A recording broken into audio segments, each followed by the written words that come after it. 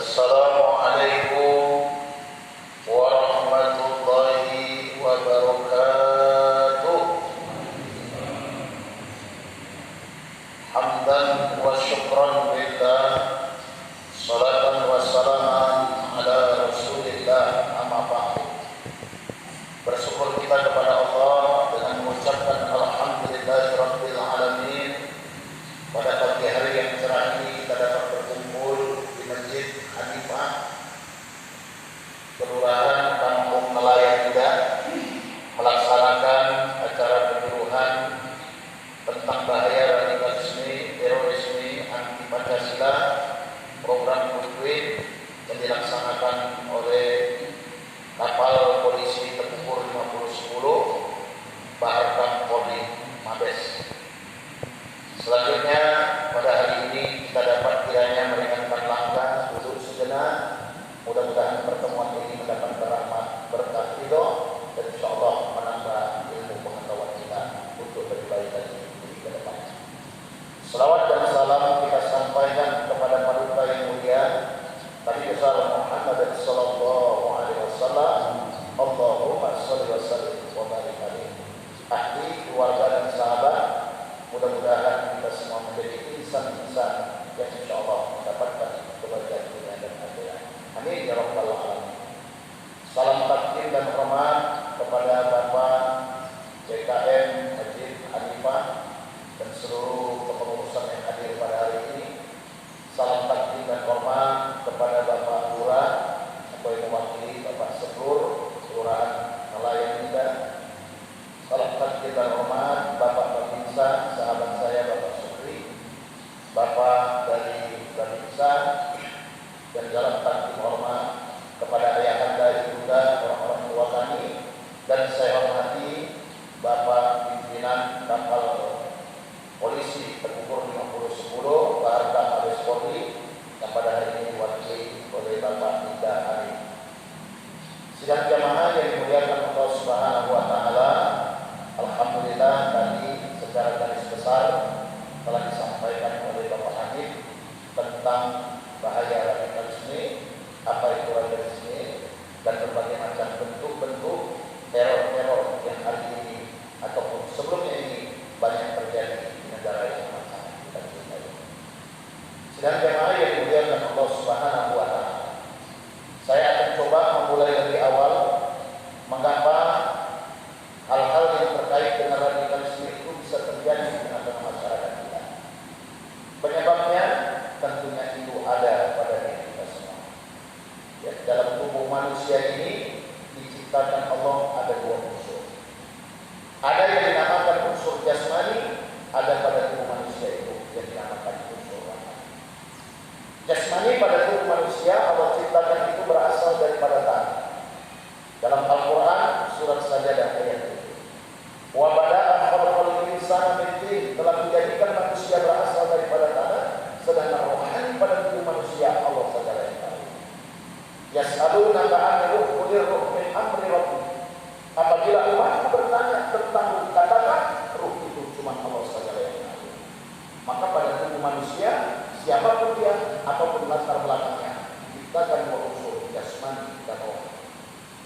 Jasmani pada tubuh manusia Allah ciptakan berasal daripada tanah, sedangkan rohani cuma Allah saja yang tahu.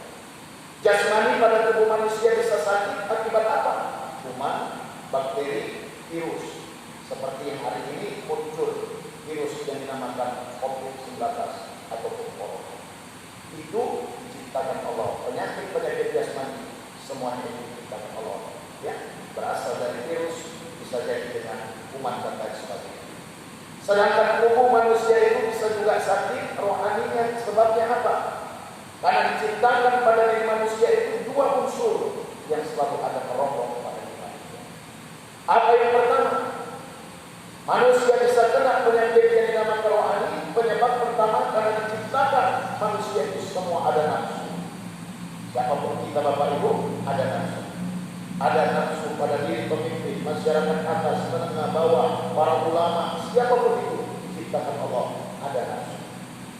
Ketika Allah ciptakan pada diri manusia nafsu, Allah ciptakan juga akal.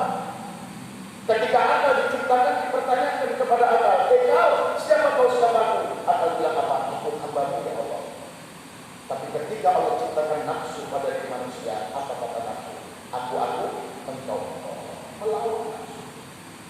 Akhirnya 100 tahun direndam dalam neraka jahanam.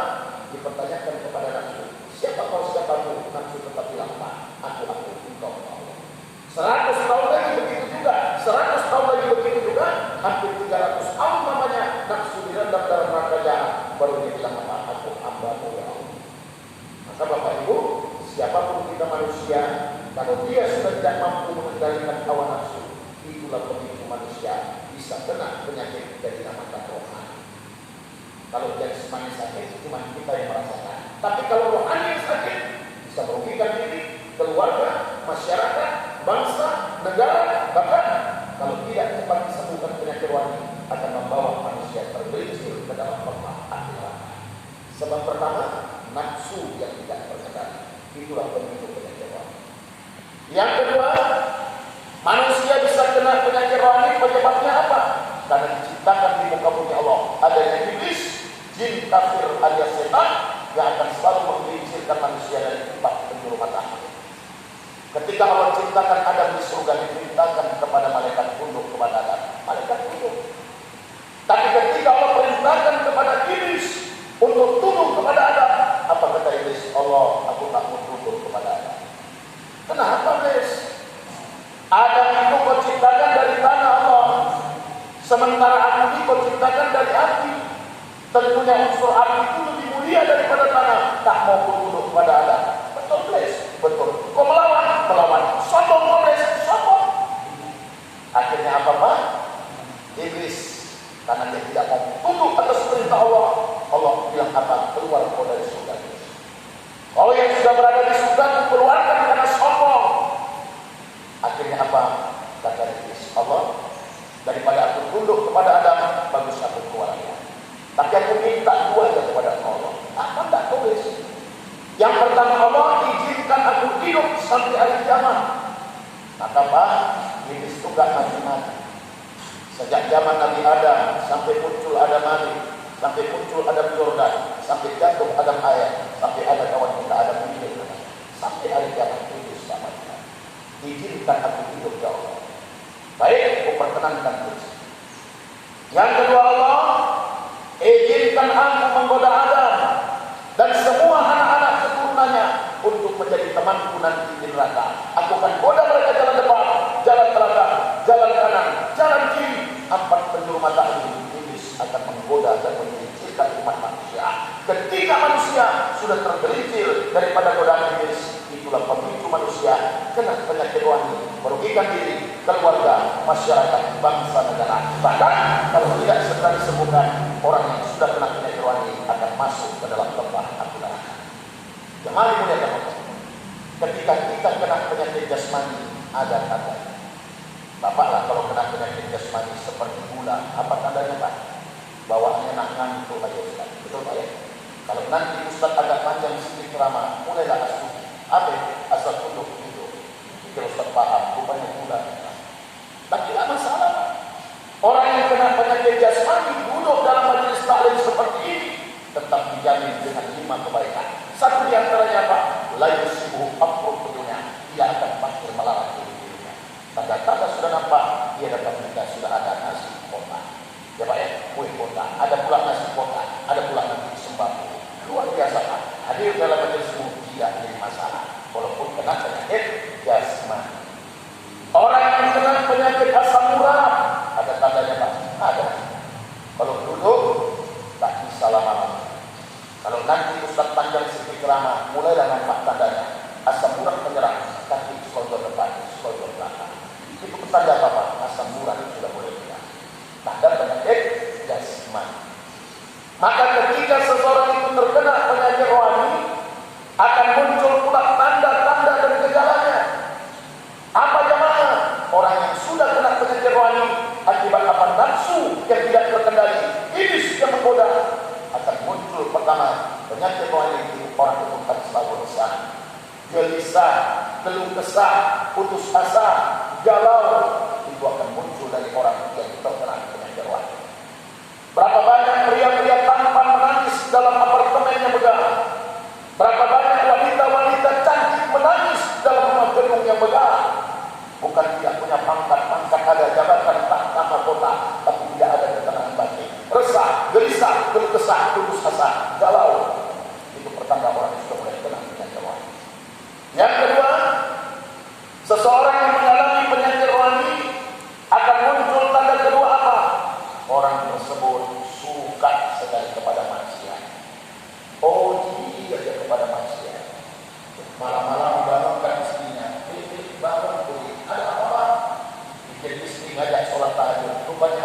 mau tadi ada mimpi apa? Di Patu Ulang. Mau pas besok 5.032. Itu kepada manusia. Ya, tanda. Yang ketiga, seseorang yang mengalami gejala penyakit rohani akan muncul tanda ketiga apa? Malas di dalam beribadah. Kalau perintahkan untuk menegakkan sholat, dia tak mau sholat. Kalau perintahkan puasa, zakat, infak, sedekah, berbagai macam bentuk kebaikan, termasuk majelis taklim, dia tidak semangat untuk melakukan itu. Tanda. Yang keempat, seseorang yang mengalami gejala penyakit rohani akan muncul tanda keempat, suka sekali berburuk sangka, suzon, SMS, senang melihat orang susah, susah melihat orang senang. Ketika saudaranya beli kompor gas panas, ketika saudaranya beli kipas angin dingin, ketika saudaranya naik mobil apa jasanya, dia naik mobil ambulan. Ya, berburuk sangka sama orang, suzon saja, salah saja orang mengatakan. Yang kelima, seseorang yang mengalami gejala penyakit rohani akan muncul apa? Dia pun suka menghibah, namimah, melakukan tindakan-tindakan membabi buta, bahkan melakukan tindakan radikal, perbuatan-perbuatan yang melanggar hukum-hukum agama Allah.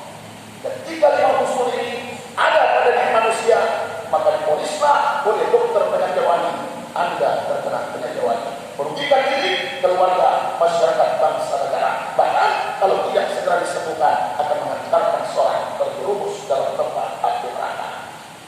Ya, salah satu kalimat penyakit rohani itu adalah tandanya apa? Suka berburuk sangka, tidak pernah percaya kepada orang lain, melakukan tindakan brutal, radikal, melakukan tindakan terorisme, bahkan membunuh yang tidak membenarkan dalam dasar-dasar agama dilakukan. Ini apa? Termasuk berasal dari penyakit rohani, tindakan-tindakan radikal itu. Maka pada kesempatan hari ini, dalam rangka penyuluhan Quick Win, Mabes Polri, kapal polisi terkumpul datang memberikan sedikit penyuluhan-penyuluhan yang terkait dengan persoalan kebijakan. Mudah-mudahan penyakit rohani yang mungkin penyebab dari orang-orang melakukan tindakan radikalisme itu dapat dijauhkan dari kampung dan desa kita, dan mudah-mudahan apa-apa kita terselamatkan dari kelompok itu, sehingga anak turunan kita tidak terjerembab dalam perbuatan-perbuatan yang melanggar hukum agama Allah. Jamaah dimuliakan Allah, maka ketika kita terkena penyakit jasmani, kita berobat kemana? Dokter, puskesmas. Maka ketika penyakit rohani itu sudah tumbuh pada diri kita pun coba lama untuk berupaya mengobati. Ya, mana tahu 5 dari yang saya katakan tadi penyakit rohani itu ada, silakan kita untuk melakukan pengobatan. Apa yang kita lakukan pertama? Ketika kita sudah terkena penyakit rohani, yang pertama pengobatan yang kita lakukan adalah apa? Bertobat. Tidak ada satu manusia yang tidak punya salah. Orang yang terbaik sadar dia tidak salah tobat. Duribat alaihi sallatu aina masukifu illa bihablin minallah wa hablum minan nas. Kamu akan diuji kesulitan di mana saja kamu berada. Ila kecuali hablum minallah, hablum minan nas. Jaga hubungan kepada Allah juga kepada manusia. Kalau terkait kepada Allah apa-apa, minta ampun, banyak istighfar. Kalau terkait kepada manusia, minta maaf. Kalaupun ada kita melakukan perbuatan zalim, melakukan tindakan-tindakan radikal, perbuatan melanggar hukum agama Allah, minta ampun kepada Allah, minta maaf kepada manusia. Karena kalau ini tidak kita lakukan, Pak, sulit. Orang yang baik kepada Allah tapi tak baik kepada manusia, mublis. Apa itu, Pak? Bangkrut. Baik ya, sholat, puasa, zakat, infak, sedekah, haji dilakukan, tapi maaf kepada manusia buruk, Pak. Suka menjolimi, ya, memfitnah, mengunci, bahkan melakukan tindakan membunuh, radikal, mengebom. Ya, baik kepada Allah tapi tak baik kepada manusia, mublis, bangkrut di hadapan Allah. Bisa jadi orang-orang yang dizalimi itu ketika di hari akhirat akan datang ke hadapan Allah. Allah memang orang baik, sholat, puasa, zakat, infak, sedekah, tapi dia pernah menyakiti itu, ya Allah. Dia pernah zalimi aku, ya Allah. Dia pernah melakukan tindakan, dia melanggar hukum agama Allah kepada diriku. Pernah minta maaf? Gak pernah. Akhirnya akan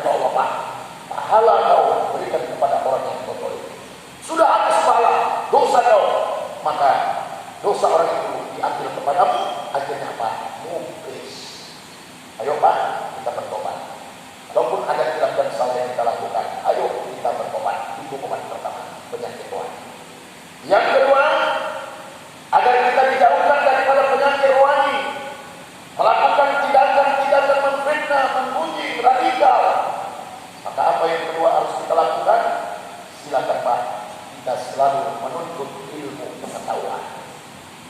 Man arada dunia fa'alayya bil ilmi, man arada al-akhirati fa'alayya bil ilmi, man arada huma fa'alayya bil ilmi. Mau selamat dunia, ilmu, selamat akhirat, ilmu, selamat dunia akhirat, harus juga punya ilmu. Ya, supaya kita tidak terjebak dengan paham radikalisme, terorisme, anti Pancasila, ajaran-ajaran sesat. Seperti yang dikatakan Pak Ali, ada muncul aliran sesat bernama Imam Musaddaq. Dia mengaku jadi nabi, dapat wahyu di Bogor. Nah ini Pak, Imam Musaddaq, bekas guru olahraga. Nah, ada juga pernah Sayuti, bekas tukang cukur, mengaku juga jadi nabi. Bahkan perbatasan Jawa dengan Loksari muncul pula aliran sesat. Siapa namanya? Diangkat jadi nabi Tugimin. Wah, bayangkan, Tugimin pula mengaku jadi nabi. Ya. Bahkan di Jakarta pernah pula mengaku jadi malaikat Jibril. Siapa namanya Pak? Lia Eda. Pernah dengar Pak ya? Mengaku jadi malaikat Jibril. Akhirnya ditangkap polisi kena hukuman 5 tahun. Karena apa? Melakukan penistaan agama. Hebat polisi Indonesia. Jangankan teroris, malaikat pun ditangkap. Indonesia yang berwarna. Polisi bisa nangkap malaikat. Luar biasa Pak. Apa harus kita sama polisi Indonesia? Ya Pak ya? Luar biasa Pak. Bermunculan hal demikian. Ya, dan kita harus punya ilmu pengetahuan. Umat Islam harus memiliki ilmu, baik itu ilmu dunia, ilmu akhirat. Bahkan ilmu dunia, kalau kita mau selamat, harus punya ilmu akhirat. Ibadah pun tanpa ilmu, mardut bisa jadi amal kepada Tuhan. Ilmu. Tadi sudah memaparkan bagaimana yang dinamakan paham radikalisme. Apa itu? Suatu paham yang menginginkan sebuah perubahan ataupun pembaruan dengan cara drastis hingga kepada titik yang paling atas. Bahkan untuk mencapai melibatkan berbagai macam cara hingga yang paling ekstrim melakukan kekerasan, baik itu secara fisik maupun simbolik. Itulah dia paham radikalisme. Kenapa terjadi perubahan? Ada 3 hal yang dominan. Yang pertama, paham yang dinamakan radikalisme itu terjadi sebabnya apa? Doktrin yang menyimpang yang disampaikan oleh guru-guru yang mereka itu kadang-kadang tidak juga memahami Al-Quran secara benar. Jadi Pak, doktrin para guru-guru yang diragukan tentang ilmu pengetahuannya Pak, memaparkan satu upaya, satu pencapaian, memaparkan satu paham yang tidak sesuai dengan Al-Quran dan hadis. Mereka hanya setia saja memahamkan itu. Doktrin itu bisa menyebabkan terjadinya paham radikalisme. Yang kedua apa? Ilmu pengetahuan yang dangkal, yang mungkin tidak ada dari orang-orang yang ikut dalam kelompok itu Pak. Kedangkalan ilmu pengetahuan, sehingga mudah saja dicuci otak untuk melakukan tindakan radikalisme. Kemudian yang ketiga, tawaran ekonomi untuk mencari jalan pintas menuju cepat kaya. Makanya kelompok-kelompok itu Pak masuk ke dalam itu diberikan ya berbagai macam tawaran-tawaran, diiming-imingi akan dapat uang sekian. Bahkan kalau membunuh masuk ke dalam surga sudah dikumpul 7 bidadari. Ini sudah banyak. Inilah paham itu Pak. Menjanjikan hal-hal yang demikian, cari jalan pintas menuju kekayaan, akhirnya Bapak melakukan tindakan-tindakan yang melanggar hukum agama Allah, melakukan tindakan radikal terorisme. Akhirnya apa Pak? Muncul banyak korban. Maka dalam Islam itu Pak, membunuh itu boleh. Tapi di mana Pak? Di negara yang amat sangat kita cintai ini, damai. Kita bersahabat, kita berteman dengan orang-orang bukan Muslim, kita bersahabat. Tapi pada titik tertentu seperti Palestina, ya kita boleh katakan, karena umat Islam sudah tergolong. Tapi dalam konteks sesuatu yang tidak dibenarkan dalam agama, jangan kita melakukan itu. Dalam satu hadis kata Rasul apa? Ijtanibu sab'an mubiqat, ada 7 perbuatan menghancurkan amal ibadah. Satu di antaranya apa? Wa qatsul nafsul lati haramallahu bil haq, lakukan pembunuhan tanpa dibenarkan dalam agama. Itu tidak dibenarkan. Ya, hiduplah kita berkasih sayang karena Islam adalah agama rahmatan lil alamin, membawa kebaikan bagi semua alam. Ayo kita memiliki ilmu pengetahuan kebenaran-kebenaran itu, kita yang hadir hari ini berikan juga pemahaman yang baik kepada anak keturunan kita dengan ilmu yang sebentar mungkin disampaikan oleh Bapak Kepolisian ataupun apa yang saya sampaikan bisa dapat meredam kelompok radikalisme, terorisme hadir di kampung ataupun desa kita. Itu yang kedua, teruslah menuntut ilmu. Dua, yang ketiga, agar kita dijauhkan dari kaum radikalisme, terorisme, anti Pancasila dan ajaran sesat. Yang ketiga apa? Banyak-banyaklah kita bersyukur. La in syakartum la azidannakum wa la in kafartum inna azabi lasyadid. Apabila kalian bersyukur atas nikmatku beri, nikmatku tambah. Apabila kalian syukur, tunggu kata Allah, ajarku pasti beri. Tetap bersyukur. Alhamdulillah. Ya, kampung nelayan tidak tetap bersyukur masyarakatnya, nikmat pasti akan datang, dijauhkan malapetaka. Tiga, kemudian yang keempat, agar jauhkan daripada kelompok radikalisme, terorisme, anti Pancasila. Yang keempat apa jemaah? Kita tetap untuk waspada. Kata Imam kata Bang Nabi, kejahatan terjadi bukan hanya karena niat pelakunya, karena ada kesempatan. Waspadalah kepada apa? Nafsu yang akan membawa kita kepada maksiat. Waspadalah apa yang kedua? Iblis yang akan menggelincirkan kita dari jalan dari Allah. Waspadalah dari peran serta orang-orang yang berupaya untuk menggesek kita mengarah kepada perbuatan-perbuatan radikal. Waspadalah. Ayo, kita banyak untuk melakukan